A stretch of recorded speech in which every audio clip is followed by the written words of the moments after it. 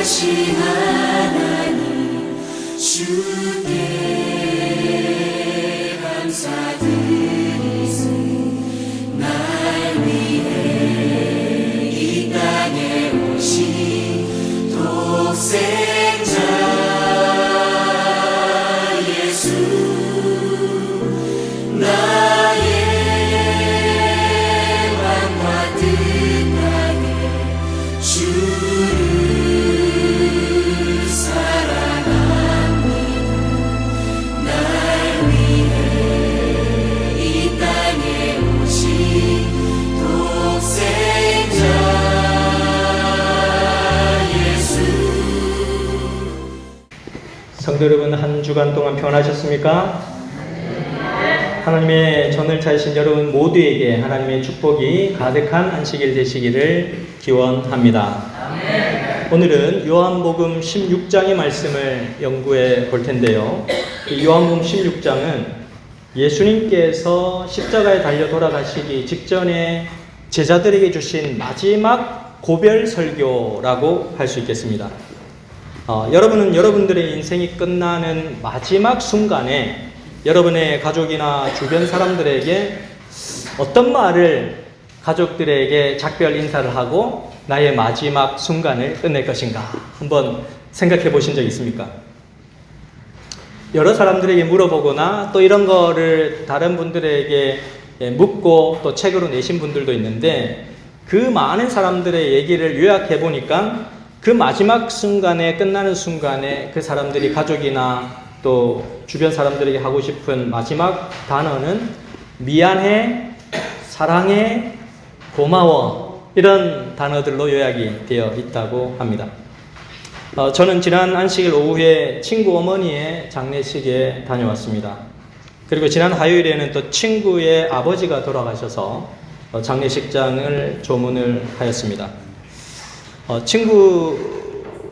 아버지를 잃은 친구 곁을 다가가서 위로를 해 주었는데, 아버님이 92세까지 건강하게 사시다가 돌아가셨는데, 돌아가시기 전에 자녀들과 어머님을 앞에 두고 그런 얘기를 하더래요. 평소에는 잘 안 하던, 건강하게 사셨고 또 마지막 순간까지 건강히 사셨는데,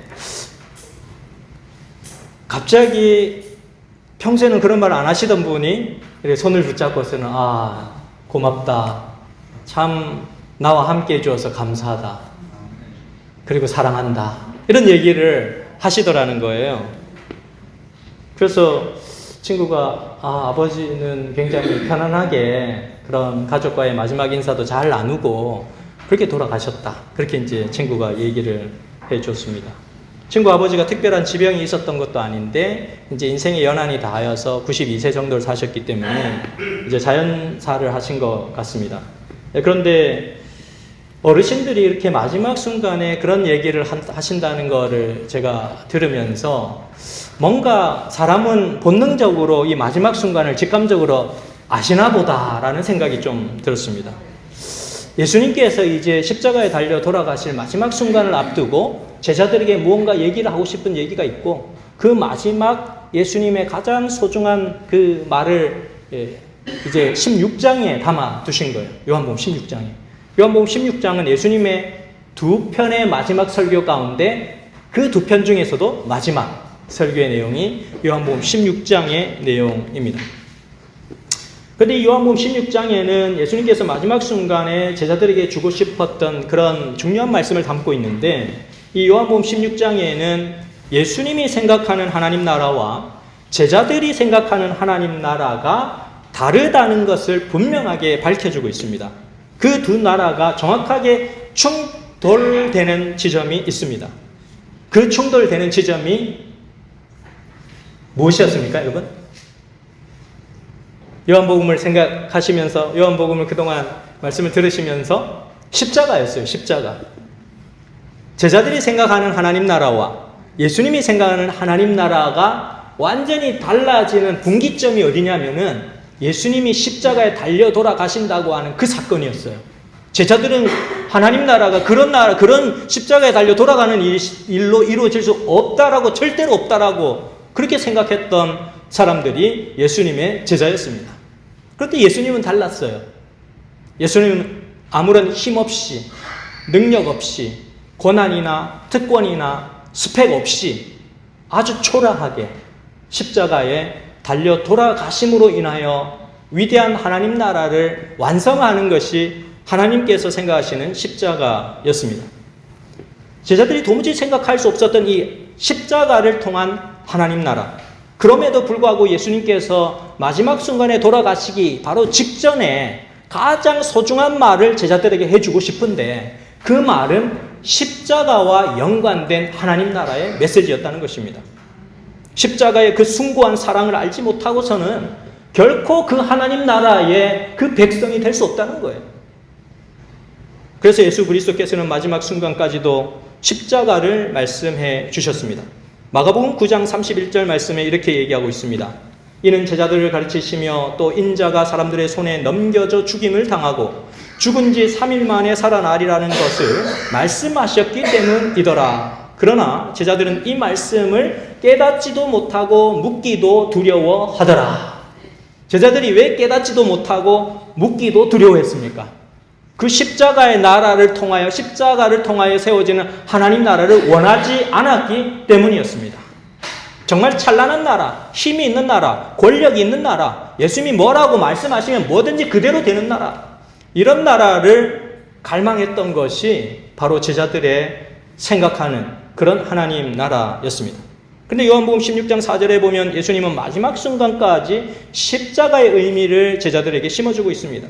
오직 너희에게 이 말을 한 것은 너희로 그때를 당하면, 예수님께서 십자가에 달려 돌아가실 그때를 당하면 내가 너희에게 말한 이것을 기억나게 하려 함이요. 처음부터 이 말을 하지 아니한 것은 내가 너희와 함께 있었음이라 라고 말씀하시고 계시는 것입니다. 우리가 인생을 살다 보면 어떤 것들은 시간이 한참 지나고 나서야 어떤 것이 이해되는 일들이 있습니다. 어릴 때는 도무지 이해가 안 됐는데 크고 자라나서 어렸을 때 부모님이 하셨던 그 말씀을 되새겨보면 할아버지가 말씀하셨던 것, 할머니가 말씀하셨던 것, 그리고 아버지 어머니가 그렇게 누누이 말씀하셨던 것이 바로 이런 말씀이었구나. 네. 어렸을 때는 도무지 그 말이 무슨 말인지 이해가 안 돼요. 근데 내가 커서 보니, 내가 아빠가 되고 내가 엄마가 되어 보니 그 부모님의 마음을 헤아리는 마음이 되어가는 것입니다. 때로는 머리로는 잘 이해가 되는데 실제로 해보면 또 되지 않는 것들이 있습니다. 머리로는 비상하게 논리적으로 이해가 다 돼. 근데 실제로 그걸 해보면 안 돼. 운동 같은 것도 마찬가지입니다. 배드민턴을 배울 때도, 테니스를 배울 때도, 탁구를 배울 때도, 어떤 운동을 배울 때도 그 운동을 할 때에는 가장 기본적인 자세와 또 뭐 그런 모든 그 제스처를 배워야 되거든요. 근데 그런 모션들을 배워야 되는데 이론적으로는 설명해 주면 다 이해를 해요. 그렇구나. 위에서 아래로. 그리고 힘을 빼고. 뭐 이러면서 다 논리적으로는 이해를 하는데 실제로 내가 방망이를 들고 또 배드민턴 채를 들고 테니스 라켓을 들고 휘두르 보면 그게 내 마음대로 안 돼. 아무리 해도. 네. 그런 게 우리의 인생이라고 하는 것입니다. 그런데 책을 읽다가도 마찬가지예요. 그냥 쉬운 책들, 이야기 책들, 뭐 소설책이라든지 이런 것들은, 자서전이라든지 이런 것들은 그냥 삶의 이야기이기 때문에 그냥 줄줄줄줄줄 읽으면 너무너무 재밌고 그냥 시간 가는 줄 모르고 쑥 읽고 그냥 탁 덮어버릴 수 있는데, 뭐 과학 뭐 원리를 설명한 글이라든지 머리 아픈 신학적인 내용 뭐 이런 거라든지 논문이라든지 이런 거는 그냥 수십 번 읽어도 어떤 데는 잘 이해가 안 되는 그런 경우가 있어요. 근데 희한하게도 시간이 지나거나 어떤 특정한 상황에 내가 처해지면 그것이 매우 쉽게 눈에 들어오는 경우가 있습니다. 그런데 바로 십자가가, 예수 그리스도께서 같이 계실 때 제자들에게 수십 번, 수백 번 내가 십자가에 달려 돌아가실 것이라고 예수님께서 수없이 말했지만 그때는 전혀 이해하지 못했던 제자들이 예수 그리스도께서 십자가에 달려 돌아가시고 나서야 제자들이 십자가의 의미를 깨달아가기 시작하는 것입니다. 십자가가 그런 거예요. 예수님께서 돌아가시고 나서야 어떤 내 삶의 변화가 이루어오기 시작하고 이제 그때 예수님께서 나에게 말씀을 하셨던 그 말씀이 바로 이 말씀이었구나라는 것들을 제자들이 깨달아가기 시작하는 것입니다. 우리가 보이지 않았던 것들이 보이기 시작할 때는 뭔가가 내 삶에 어떤 변화가 분명히 있어야 그런 변화가 나에게 일어나는 것입니다. 보이지 않았던 것들이 보이기 시작하고 그 동안은 주변에 내 이웃과 내 친구들과 나하고 함께하는 많은 사람들이 소중하게 보이지 않았는데 어떤 걸 깨닫고 나서는 굉장히 이 사람이 소중하게 생각되어지는 어떤 시점이 있다고 하는 것이죠. 그때는 나의 안목이 자랐을 수도 있고 또 내가 다른 사람과 공감하는 어떤 능력이 커졌을 수도 있고 하나님께서 주신 은혜를 받아서 내 마음이 넓어졌을 수도 있고 여러 가지 이유가 있을 수 있습니다. 근데 일정한 변화가 일어난다는 거예요. 십자가가 바로 그런 것입니다. 예수 그리스도의 십자가가 전혀 내가 알지 못했고 이해하지 못했던 것들을 이해하게 하는 기점이 된다라고 하는 것입니다. 예수님은 제자들에게도 그런 변화가 십자가를 통하여 이르러 오기를 갈망하셨습니다. 오늘날 우리에게도 예수 그리스도께서는 십자가를 통하여 그러한 변화가 우리에게 이르러 오기를 기대하고 계시는 것입니다. 요한복음 16장 오늘 본문 말씀을 통하여 예수님은 어떻게 인간의 본성이 십자가를 통하여 또 예수 그리스도께서 십자가에 달려 돌아가신 이후로 하늘로 승천하신 이후에 오시는 또 다른 보혜사를 통하여 어떻게 우리의 인간의 본성이 변화될 수 있는지를 요한복음 16장은 우리에게 얘기하고 있습니다. 요한복음 16장 7절에 이렇게 얘기합니다. 그러나 내가 너에게 실상을 말하노니 내가 떠나가는 것이 너에게 유익이라. 내가 떠나가지 아니하면 보혜사가 너에게로 오시지 아니할 것이요 가면 내가 그를 너에게로 보내리니 라고 말씀하시고 계십니다. 여기 16장 7절에 아주 중요한 말씀을 하십니다.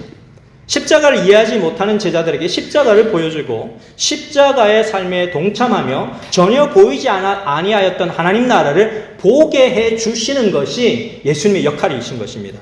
그래서 예수님께서 어떤 얘기를 하냐면 지금은 보이지 않지만 내가 이제 십자가에 달려 돌아간 이후에 너희들의 눈에 보이는 하나님의 나라가 있을 것인데 그거는 누가 오셔야만 되느냐 하면 보혜사 성령 하나님께서 오실 때 보혜사 성령 하나님께서 너희의 마음속에 임하실 때 보이지 않았던 하나님의 나라가 너희 가운데 임하게 될 것이다 라고 하는 그러한 약속을 예수 그리스도께서 하고 계시는 것입니다.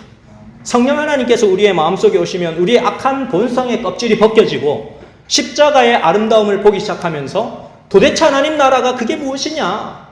그 하나님 나라, 그게 무엇이길래 예수 그리스도께서 십자가에 달려 돌아가시기까지 우리를 사랑해 주셨나? 라고 하는 깨달음이 오게 된다는 것입니다. 성령께서 제자들에게 오시면 제자들의 생각에 변화가 일어나고 십자가를 이해할 수 있는 그러한 본능이 생겨나게 되는 것입니다. 사도 요한은 요한복음 16장에서 성령의 오심과 그분의 역할에 대해서 자세하게 언급을 해 주십니다. 요한복음 16장 8절로 가보시면 그가 와서 죄에 대하여 의에 대하여 심판에 대하여 세상을 뭐 하시리라? 책망하시리라. 책망한다는 거는 뭡니까, 여러분? 예? 꾸짖고 뭐라 하고 막 이런 걸 책망하는 거, 책망하는 거. 너 잘못됐어. 책망입니다. 예수님이 십자가에 달려 돌아가시 직전에 제자들이 가장 두려워하고 있었던 대상은 세상이었습니다. 너무너무 두려운 세상. 예수님이 안 계시는 그 세상은 꿈꿀 수 없는 세상이었다는 것입니다. 그래서 예수님께서 십자가에 달려 돌아가신다 그러니 너무너무 두려워진 그 대상이 세상이었다는 거예요. 그런데 성령이 오시면 뭘 하시겠다고 해요? 그 세상을 책망하시겠다라고 말씀하고 계시는 것입니다. 그러니까 제자들 입장에서는 야, 두려운 대상인 이 세상을 책망하는 분이 오신다? 너무너무 귀중한 약속의 말씀이었던 것입니다. 제자들 입장에서는 눈이 확 띄어지는 그런 메시지가 바로 예수 그리스도께서 약속하신 성령이 오시면 세상을 책망하시겠다라고 하는 그러한 메시지였던 것입니다. 자신들이 두려워했던 그 대상을 꾸짖으실 수 있으신 분이 오신다는 거예요. 얼마나 놀라운 메시지입니까? 성경 본문 요한복음 16장 8절 말씀에 성령께서 세상을 어떻게 책망하실지 그 영역을 세 가지로 구분해서 말씀하고 계시는 것입니다. 첫째는 그 영역이 어느 대상이에요? 죄. 죄라는 것에 대하여 성령 하나님께서 그 세상을 책망하시겠다. 두 번째는 의라는 것에 대하여 세상을 책망하시겠다. 세 번째는 심판에 대하여 세상을 책망하시겠다라고 말씀하셨습니다. 이 세 가지 영역에서 성령 하나님께서 어떻게 세상을 책망하시는지 그 내용을 한번 살펴보도록 하겠습니다. 요한복음 16장 9절 말씀에 죄에 대하여라 함은 그들이 나를 믿지 아니함이요 라고 말씀하고 있습니다. 죄가 뭔가요? 라고 물으면 여러분들 뭐라고 대답하시겠습니까? 하나님을 믿지 않는 것이 죄인 것입니다. 세상의 죄라고 하는 것은 하나님을 믿지 않는 것입니다. 우리의 인간 사회에서 일어날 수 있는 모든 죄들의 근본적인 이유는 하나님을 믿지 않기 때문에 일어나는 일들입니다. 왜 사람들은 하나님을 믿지 않게 될까? 왜 하나님 없이 살면서 극악무도한 일을 저질러도 양심의 가책을 가지지 않는 것일까? 왜 그렇다고 여러분 생각하시나요? 여러 무쌍한 다른 많은 이유들이 있겠지만 그 다양한 모든 이유들의 궁극적인 결론은 자기 자신을 신뢰하기 때문입니다. 하나님을 믿지 않는다고 하는 것은 반대로 자기 자신을 더 절실하게 믿기 때문입니다. 이것은 단순히 무신론자들에게만 말하는 것이 아닙니다. 하나님을 우리가 믿는다고 공언하고 있지만 예수님의 보혈의 능력과 그분의 용서하심을 믿지 않는 자들은 자신이 하나님의 자리에 올라가 있는 경우가 많습니다. 그래서 그러한 세상의 죄를 누가 책망하신다? 성령 하나님께서 책망하십니다. 성령 하나님께서는 하나님 자리를 빼앗고 자기 자신이 주인된 세상을 책망하시겠다라고 말씀해 주셨습니다. 제자들이 도저히 하나님 나라를 이해할 수 없었던 것처럼 자신이 주인된 세상에서는 결코 십자가가 이해될 수 없고 하나님 나라가 세워질 수 없는 것입니다. 그렇기 때문에 성령께서는 그러한 세상의 죄를 책망하시는 것입니다. 그러므로 여러분, 성령 하나님을 간절히 사모하시고 그분의 인재를 통해서 하나님 나라를 더욱 사모하게 되시기를 간절히 바랍니다. 세계 제2차 세계대전 당시에 네덜란드 출신의 코리 텐붐 여사라고 하는 분이 계셨는데, 이분이 미국을 방문해서 그동안 그녀가 나치 수용소에서 얼마나 고통스러운 일을 당하였는지, 그리고 그 고통스러운 환경 가운데서 하나님께서 어떻게 그를 보호해 주시고 지켜주시고 인도해 주셨는지를 미국의 여러 교회에 다니시면서 간증을 하였습니다.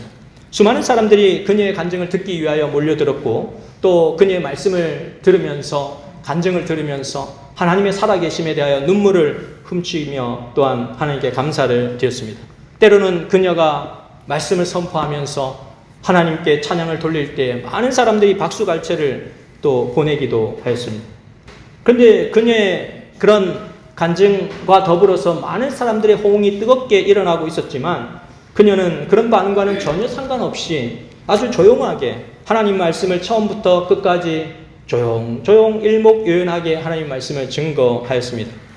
그때 이 코리 텐붐 여사를 찾아간 어떤 기자가 그녀에게 이런 질문을 드렸습니다.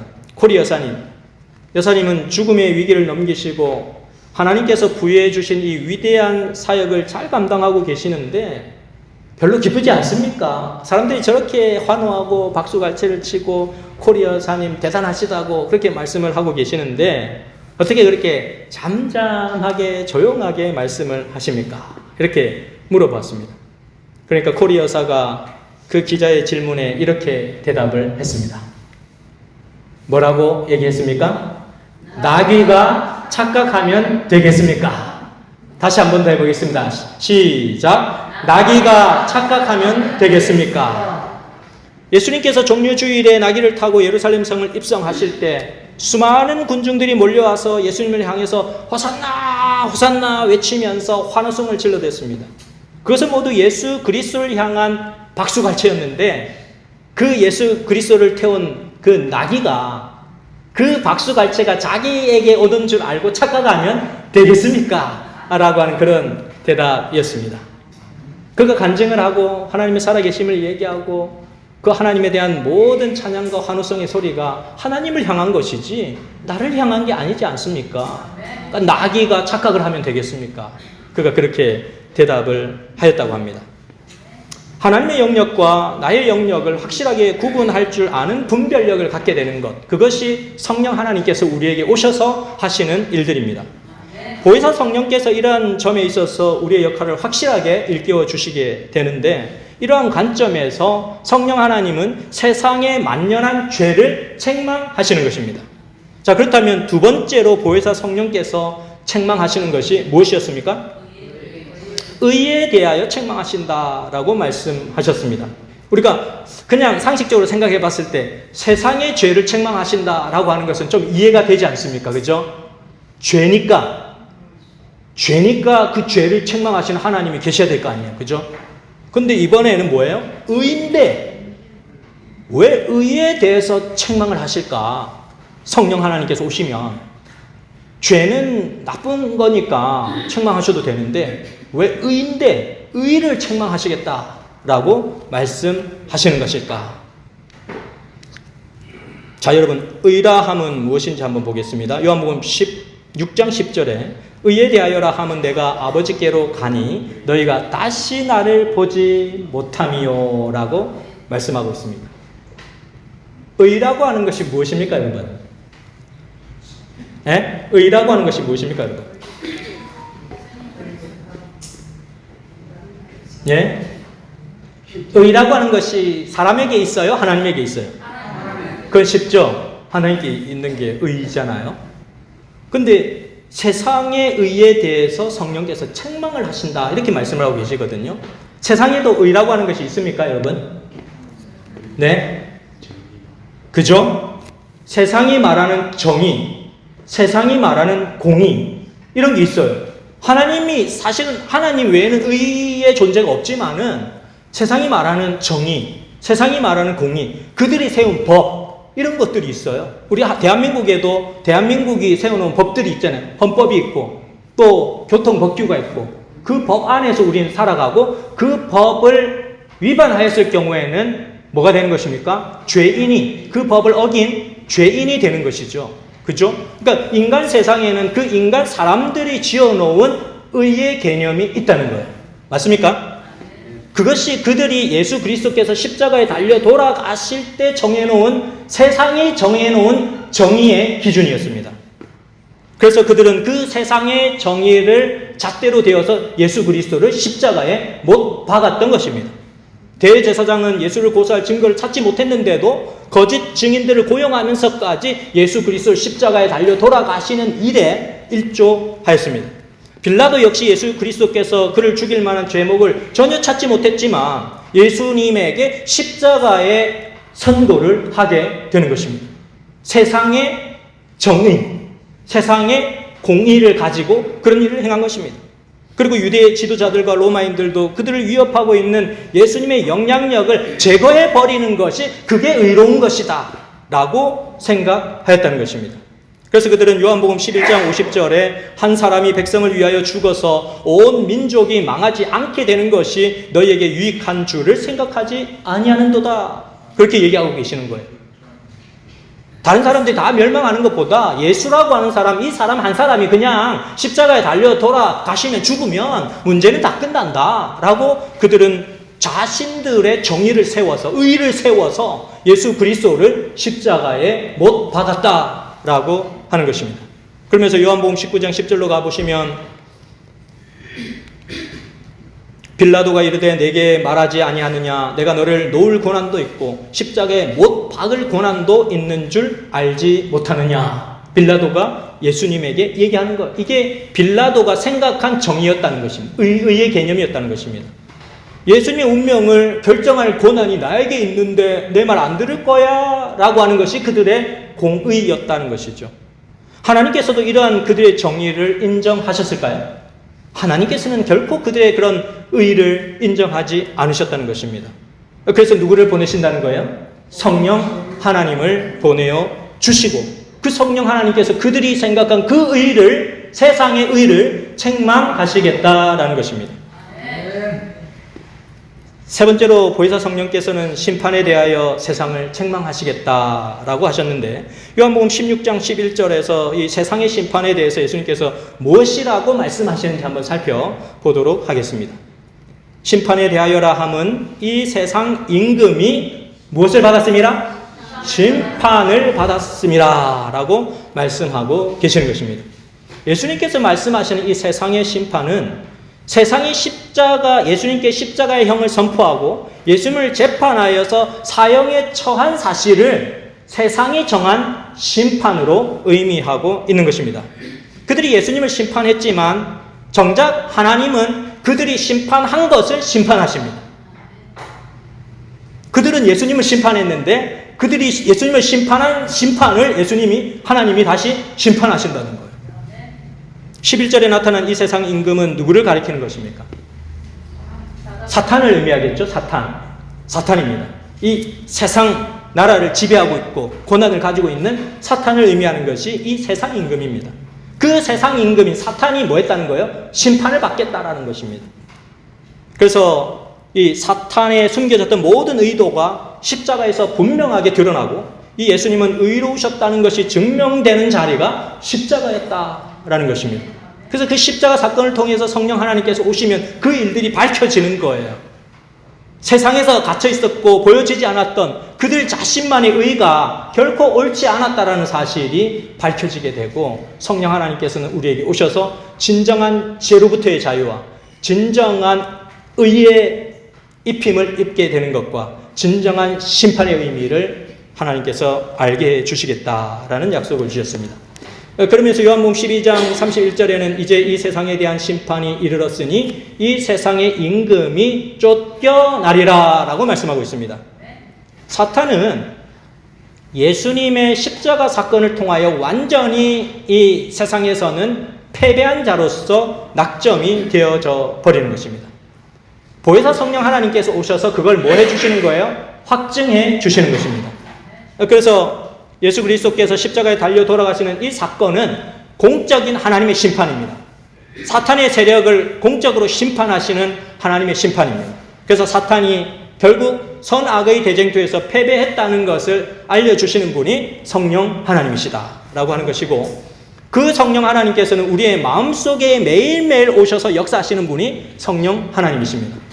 그 성령 하나님을 우리가 모셔들게 될 때, 그 성령 하나님을 내 마음의 구주로, 내 마음의 왕으로 모시게 될 때에 사탄이 뭐하게 되리라? 쫓겨나리라. 이 세상의 임금이 쫓겨나리라 라고 말씀하고 계시는 것입니다. 그래서 매일매일 여러분들의 삶에 성령 하나님을 요청하시고 성령 하나님 오시기를 기도하게 되시기를 간절히 바랍니다. 우리의 마음속에 있는 이 세상에 대한 심판, 이 세상에 모셔든 마귀에 대한 그 심판이 이루어져야 하는 것입니다. 성령 하나님 오셔야 성령 하나님께서 그 일을 우리의 마음속에 삶 속에 행하신다는 것입니다.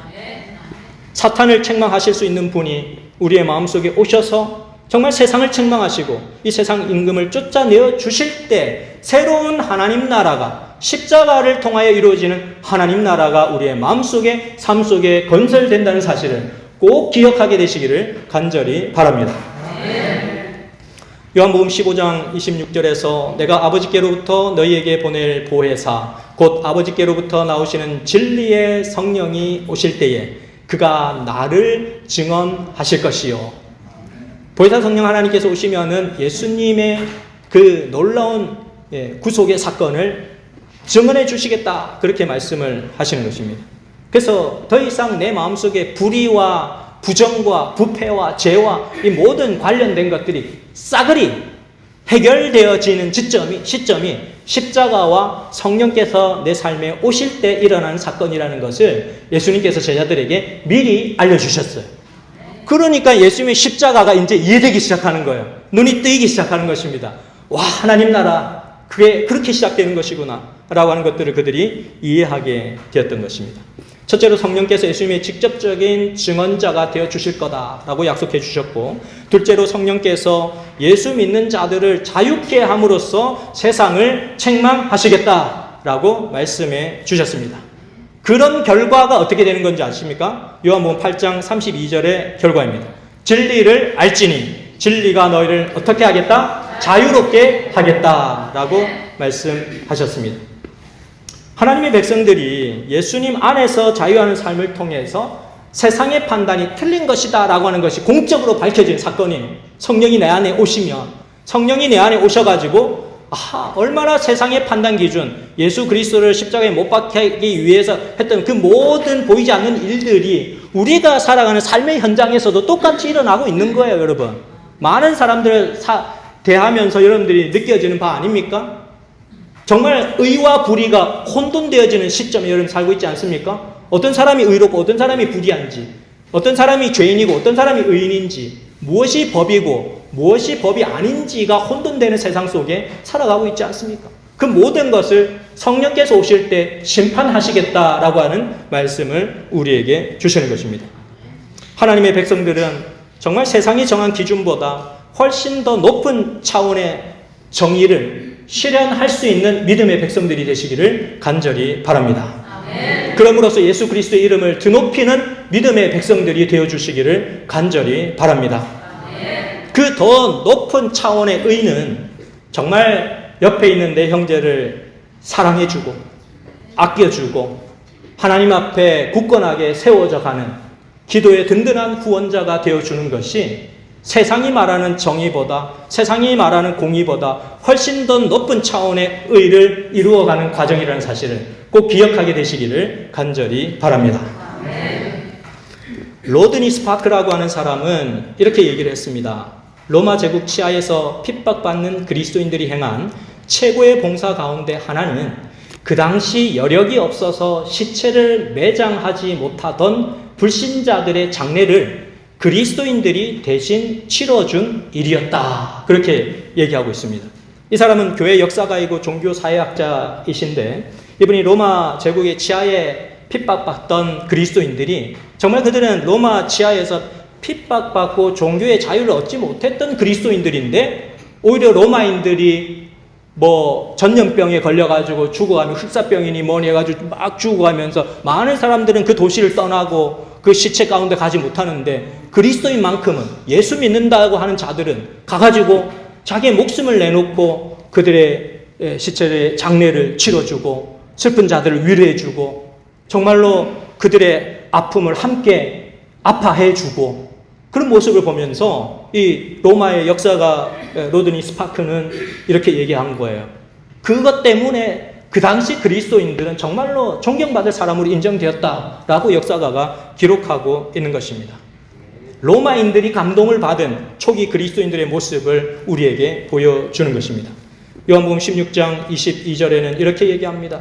지금은 너희가 근심하나 내가 다시 너희를 보리니 너희 마음이 기쁠 것이요 너희 기쁨을 빼앗을 자가 없으리라. 제자들이 완전히 십자가 사건이 이해됐어. 예수님 십자가에 달려 돌아가셔도 이제는 기쁘고 행복할 수 있는 것입니다. 그 약속이 뚜렷하다면, 정말이라면 제자들의 마음은 행복할 수 있는 거예요. 우리의 근심을 기쁨으로 바꾸어 주시는 하나님이 성령 하나님이십니다. 성령 하나님은 우리의 인생을 역전시켜 주시는 분이십니다. 인생이 역전되는 것만큼 기쁜 것이 없습니다.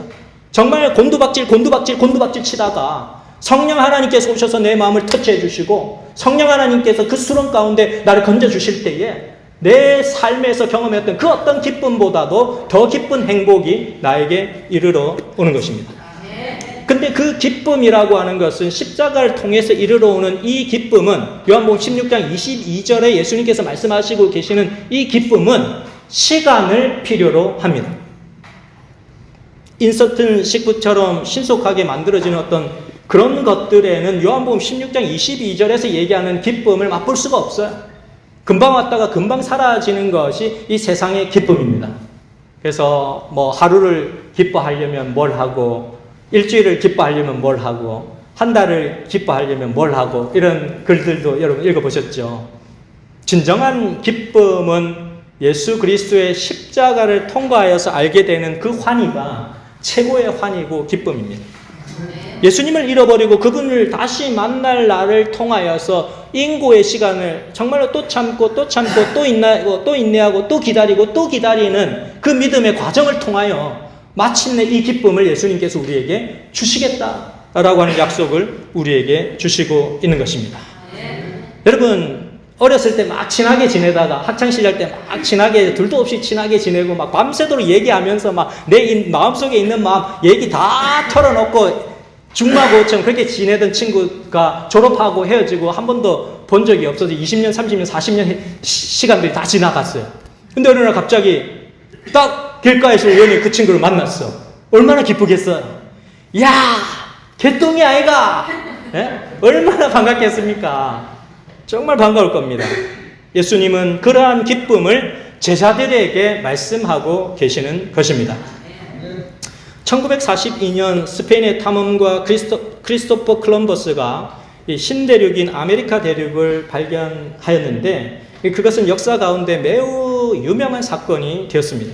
이 콜럼버스가 살던 중세 시대의 지도 가장자리에 테라 인코그니타라고 하는 단어가 적혀져 있었습니다. 그래서 그 시대의 지도에는 항상 그 말이 적혀 있어요. 이 말의 뜻은 미지의 땅, 미개척 지역 이런 뜻입니다. 그래서 그 당시 사람들은 지구가 사각형으로 생겼다라고 생각을 하고 있었기 때문에 지구의 제일 밑에 가장자리의 끝 바깥에는 미지의 세계, 우리가 알지 못하는 세계 함부로 나가면 접근 금지, 갈 수 없는 곳이다라고 생각하면서 사람들이 살아온 것입니다. 그래서 배를 타고 끝까지 나가면 지구가 사각형으로 생겼기 때문에 어떻게 된다? 떨어져 죽는다. 그렇게 생각을 하면서 살아왔던 것입니다. 그런데 콜럼버스가 그렇기 때문에 아무도 도전하지 않았던 그 항해를 콜럼버스가 이제 시작을 하는 것입니다. 원래는 이 사람이 신대륙을 발견하려고 배를 탄 것이 아니고 처음에는 인도로 가는 지름길을 찾아보기 위해서 배를 탔는데 자기가 계획한 것과는 전혀 다른 길을 콜럼버스가 가게 된 거예요. 자기가 계획한 것은 인도로 가는 지름길을 가려고 배를 탄 건데 하나님께서 인도하시는 길은 다른 길을 인도하셨어요. 그래서 콜럼버스가 그의 일기장에 이렇게 기록해놨습니다. 나의 항해 계획을 들은 많은 사람들이, 아니 모든 사람들이 나를 비웃었다. 하지만 성령께서는 내게 분명한 감동을 주셨다. 성령께서 말씀으로 내게 위로를 주셨다라고 그의 일기장에 기록을 해놓았습니다. 그 당시 시대의 사람들의 생각으로는 도저히 이해되지 않는 행동인 거죠. 저 배를 타고 끝까지 지구 끝까지 가면 떨어져 죽는데 배를 타고 항해를 하겠다는 것입니다.